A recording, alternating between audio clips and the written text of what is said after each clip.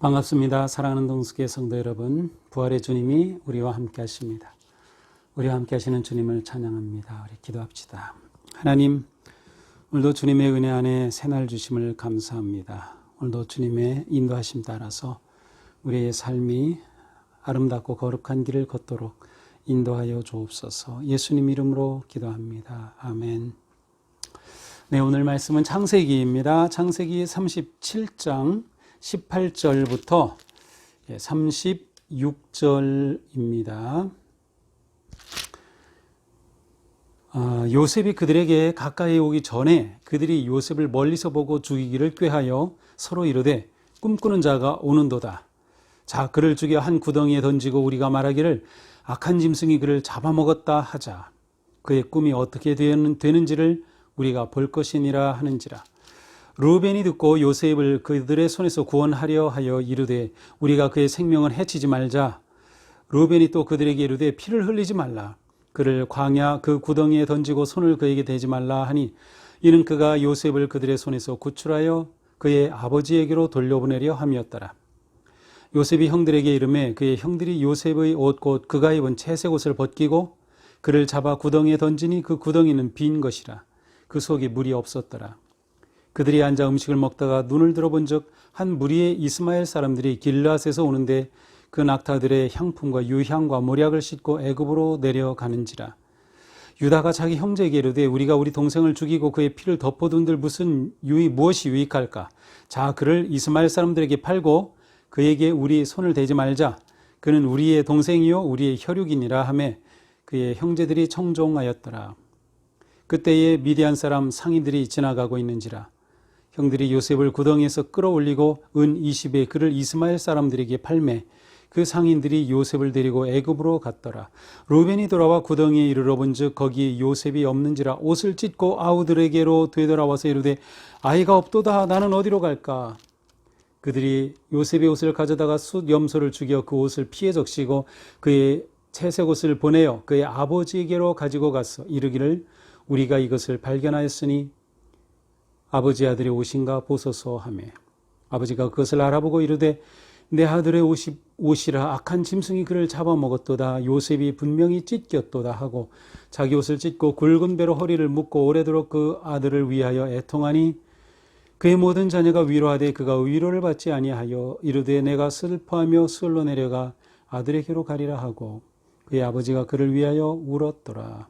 그 미디안 사람들은 그를 애굽에서 바로의 신하 친위 대장 보디발에게 팔았더라.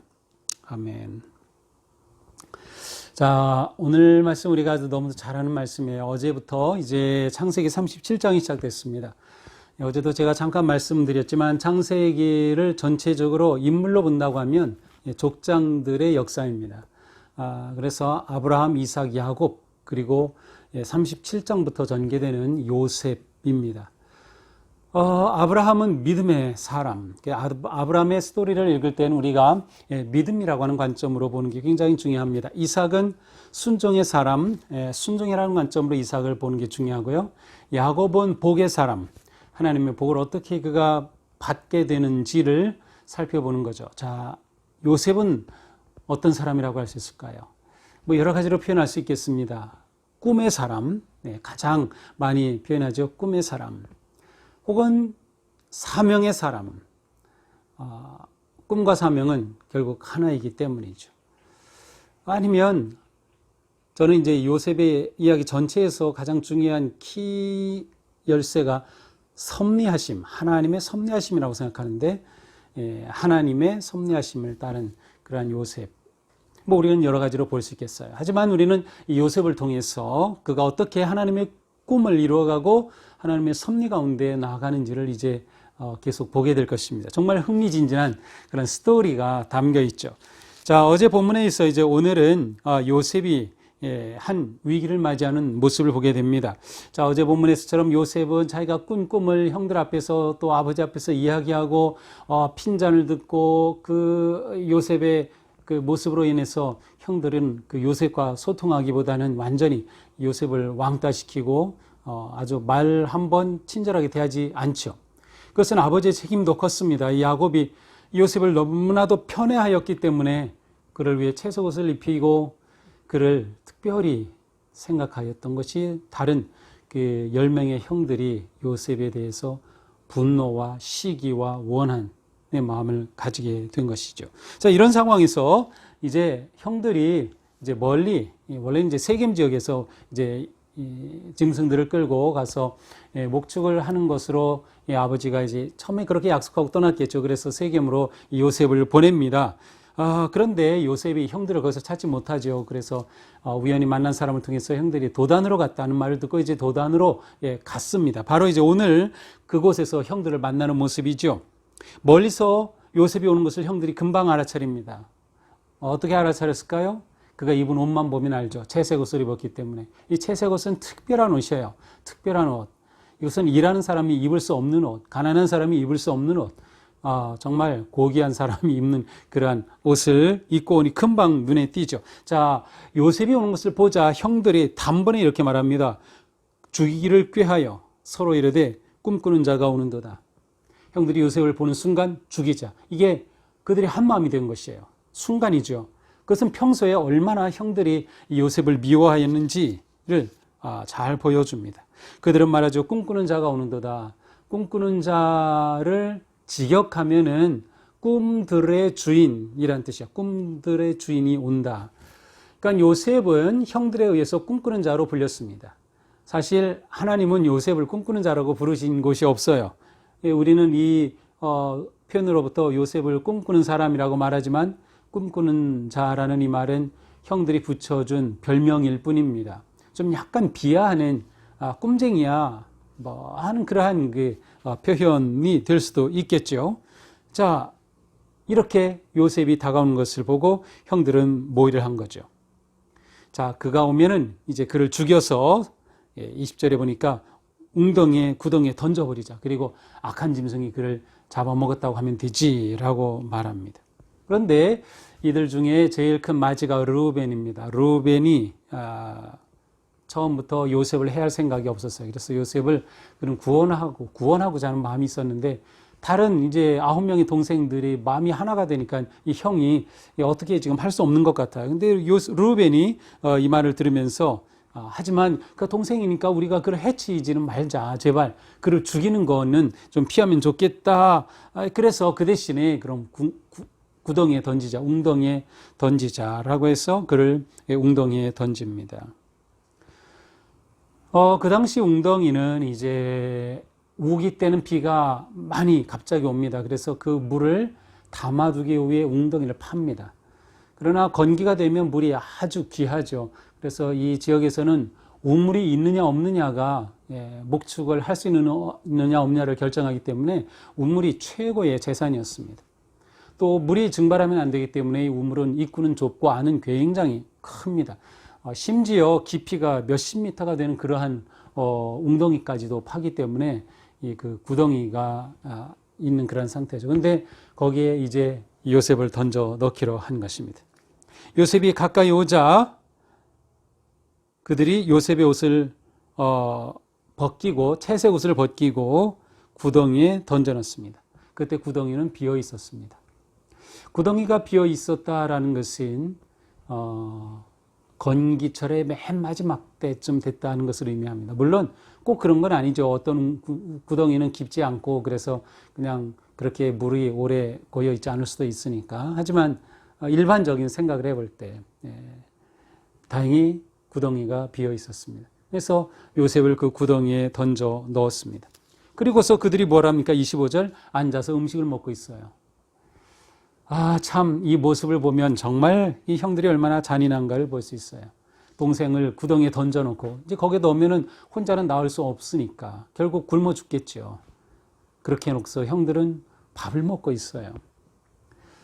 거꾸로 생각해 보면 그만큼 형들이 얼마나 아버지 야곱을 통해서 그 요셉과의 관계에 있어서 상처를 많이 받았는지, 얼마나 그들이 요셉을 시기하고 미워하였는지, 그들 속에 아주 굉장히 깊은 분노가 있었음을 느낄 수도 있습니다.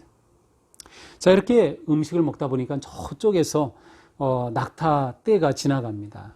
대상이라고 보통 하죠. 그런데 보니까 미디안의 상인들이에요. 오늘 본문에는 둘 다 나오죠. 미디안의 상인이라고도 나오고 이스마엘 사람이라고도 했는데, 자, 이 미디안 상인들이 지나가는 것을 보고 유다가 말하면, 유다는 이제 네 번째 이제 아들인데, 유다가, 야, 우리가 저렇게 그냥 요셉을 궁덩이에 던져서 굶어 죽게 하느니 그냥 팔아넘기자. 우리에게 이득이 되지 않을까? 저희는 우리 동생 아니야. 동생을 그냥 굶어 죽일 순 없잖아. 뭐 이런 얘기를 하면서 동생을 팔아넘기자고 하죠. 그러자 다 동의를 합니다. 결국 지나가는 상인들에게 동생을 팔아넘깁니다. 은 20에 팔아넘겼죠. 아마도 은 20은 그 당시 건장한 남성 노예 값이 아니었을까 생각이 됩니다. 이렇게 형들이 요셉을 팔아넘겼습니다. 그런데 이때 그 큰형 르우벤은 그 자리에 없었어요. 아마 양떼를 다시 보러 갔었는지 모르겠지만 르우벤이 다시 와서 보니까 구덩이에 동생이 사라진 겁니다. 도대체 어떻게 됐냐? 팔아넘겼다는 것을 알게 됐죠. 그러면서 르우벤은 이렇게 외치죠. 나는 어디로 갈까? 그가 너무나도 애통해하는 그러한 모습입니다. 결국 그들은 벗긴 요셉의 채색 옷에 염소를 죽여서 피를 묻히죠. 그리고 아마 종들이 있었던 것 같아요. 32절에 보니까 채색을 종들에게 먼저 보내죠. 그리고 나서 이제 나중에 집으로 돌아간 이 형들이 말하죠. 이게 아버지 아들의 옷입니까? 참 표현이 특이하죠. 저희들 동생 요셉의 옷입니까? 이렇게 물어보면 될 텐데 아버지의 아들의 옷입니까? 정말 동생과는 소통과 관계가 없는 형들입니다. 아버지는 당연히 그것을 알아보고 그야말로 대성통곡하고 정신이 완전히 나가버리죠. 굵은 배로 허리를 묶고 오래도록 아들을 위하여 애통해 합니다. 그리고 그 누구로부터도 위로를 받지 못하는 모습이죠. 그리고 오늘 맨 마지막 구절, 미디안 사람들이 애굽으로 가서 애굽의 바로의 친위대장 보디발에게 그를 팔았다. 바로 이것이 오늘의 마지막 말씀입니다. 우리가 친히 잘 아는 그러한 이야기이지만 이렇게 다시 들여다보면서 우리는 참 많은 생각을 하게 됩니다.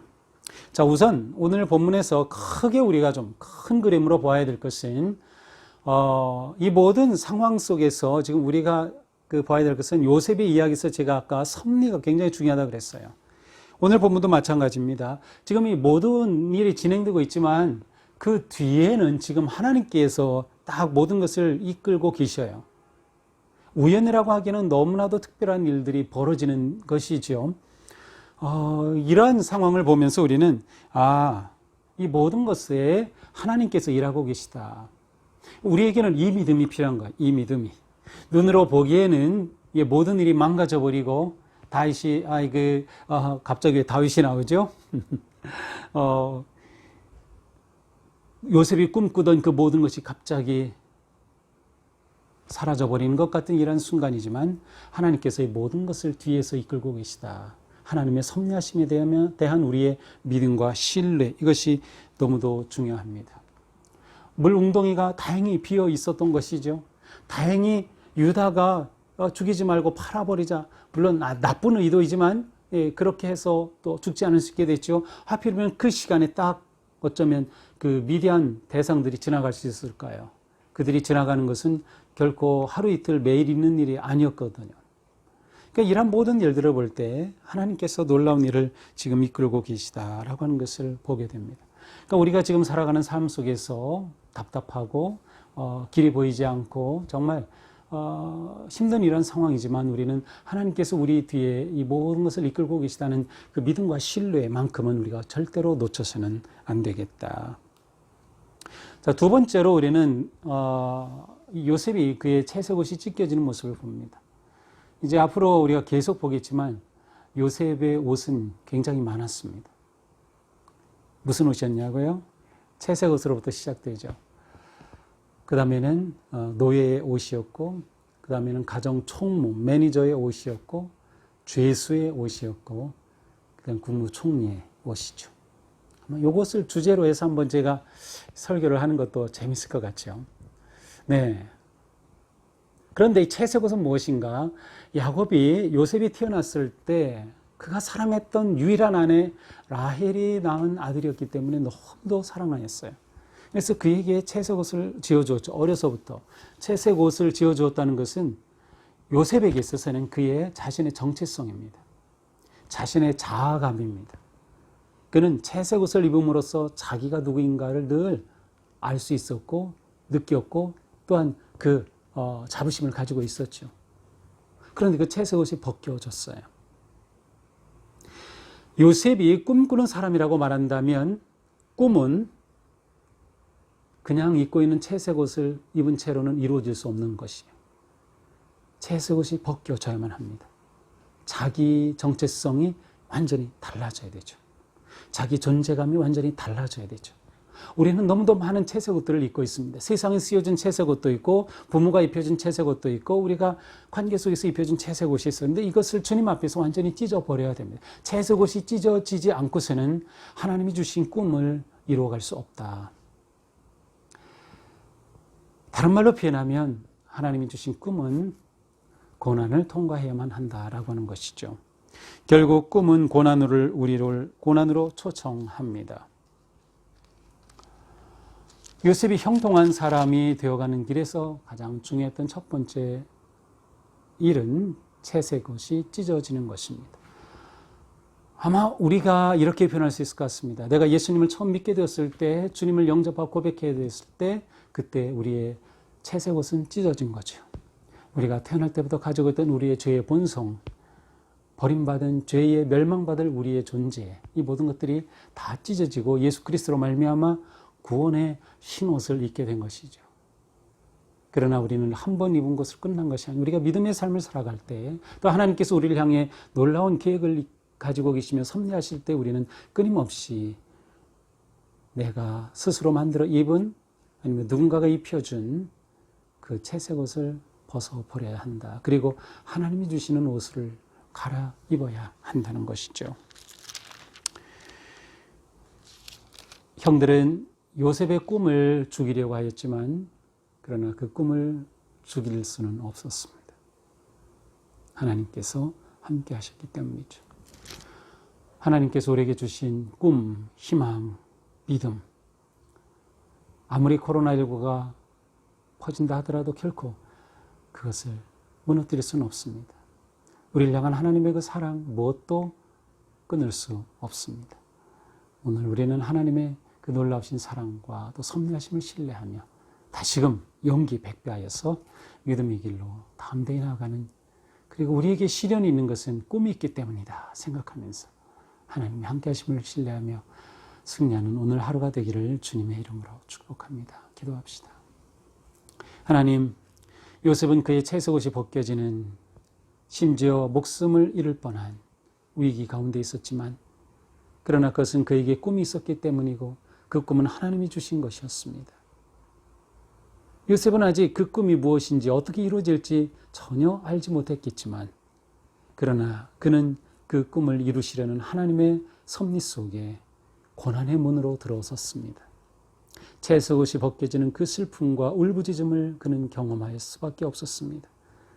주님, 오늘 말씀 보면서 저희들도 하나님 앞에서 우리의 채색 옷이 벗겨지는 그러한 경험, 그러한 결단, 그리고 하나님께서 입혀주실 의의 새 옷을 바라보고 기대하면서 담대히 나아갈 수 있도록 도와주시옵소서. 우리의 그 무슨 꿈도 세상이 빼앗아갈 수 없음을, 하나님이 우리에게 주신 꿈이기에 결코 코로나19 속에서도 우리는 그 꿈을 빼앗기지 않을 것임을 저희들은 믿습니다. 끝까지 주님 의지하고 신뢰하며 승리의 길로 나아가도록 도와주시옵소서. 예수님 이름으로 기도합니다. 아멘. 네, 오늘도 주님 은혜 안에서 승리하는 멋진 하루가 되기를 주님의 이름으로 축복합니다. 사랑합니다.